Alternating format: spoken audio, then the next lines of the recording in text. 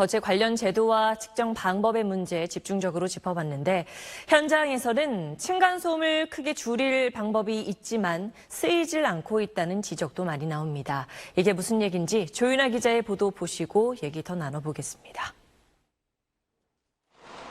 현재 아파트는 바닥 속에 2cm 정도 두께 일반 스티로폼을 까는 게 층간소음 대책의 전부입니다. 한 건설사가 이 스티로폼에 따로 개발한 특수 흡음재를 넣고 각종 건축 재료를 더 섞어서 바닥을 만들었더니 소음이 크게 줄었습니다. 지금 제가 있는 이 거실 위층 바닥은 이번에 새로 개발된 바닥 구조로 돼 있습니다. 실제로 제 위에선 성인 남성이 지금 뜀박질을 하고 있는데요. 얼마나 들리는지 소음을 한번 측정해 보니까 38에서 40데시벨 정도로 이번에 새로 적용되는 소음 기준보다 낮습니다.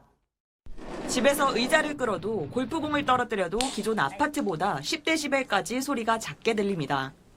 기존의 스티로폴의 성능에 고무 재질의 완충제 성능을 더해서 복합 완충제를 적용함으로 인해서 기존 대비 층간소음 완충 성능을 향상시켰습니다. 건설사 대부분은 층간소음을 줄일 기술을 이미 개발해두고 있습니다. 문제는 이런 기술들이 실제 집 짓는 데 쓰이지 않고 있다는 데 있습니다. 아파트 설계는 건설사가 아니라 보통 시행사나 재건축 조합이 하는데 건축비 아끼는 데 초점을 맞추다 보니 이런 기술을 외면해왔다는 겁니다. 또 공사 단계에서도 허점이 있습니다. 울퉁불퉁하게 생긴 스티로폼 위아래로 콘크리트를 빈틈없이 채워야 하는데 공사를 대충 한 경우엔 되레 공간이 비면서 그 사이로 소음이 더 커진다는 겁니다. 시공을 잘못하면 쿵 하면 이게 바닥이 뜨거나 주파수가 달라면 북극이 돼버리는 거예요.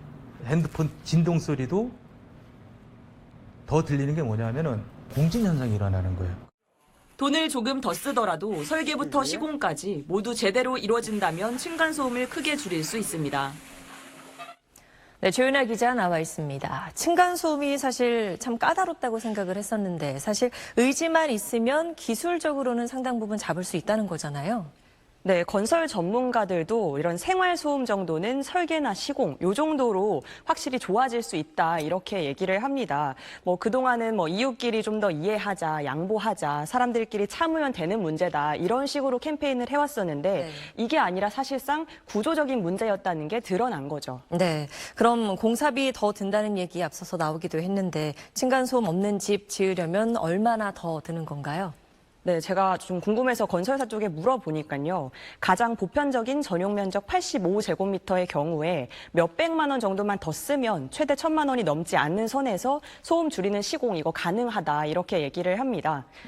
네, 그 정도면 분양가를 생각해 봐도 층간소음 방지 시공 원하는 분들이 많을 것 같은데 사실 이런 게 잘 알려져 있지 않은 것 같아요. 네, 사실 설계부터 이런 기술들이 쭉 들어가 있어야 설계도대로 지어질 수 있는 건데 정부는 이런 정책을 유도하지 않았습니다. 그러니까 이런 정책을 써본 적이 없는 거죠. 네. 그래서 설계부터 이런 기술을 도입할 경우에 정부가 좀 다른 혜택을 주는 식으로 유인책을 생각해 볼 수가 있고요. 또 분양 공고에 어떤 소음 방지 기술을 썼는지 명확히 표시를 하고 이거를 모델하우스에 또 전시를 하면은 사람들이 선택을 할 수 있게 되니까 좀 더 좋지 않겠냐. 그러면 분양자들 무서워서라도 이거 좀 고치지 않겠냐, 이런 얘기가 나오고 있습니다. 네, 그럴 수 있겠네요. 그리고 실제 시공에서 관리 감독도 잘 해야 될 거고요. 네, 아무리 설계 잘해도 사실 현장에서 그냥 날림으로 지으면 소용이 없잖아요. 그래서 감리라고 현장에서 관리 감독하고 감시하는 사람들이 제 역할 다 할 수 있도록 좀 책임을 명확히 지우고요. 그다음에 완공 후에 검사를 해서 만약에 층간소음이 심하다, 이 기준이 미달이다, 이런 곳들이 있다면 제대로 못 지은 건설사들 이름을 좀 투명하게 공개하도록 하면 건설사들도 긴장하고 제대로 지을 겁니다.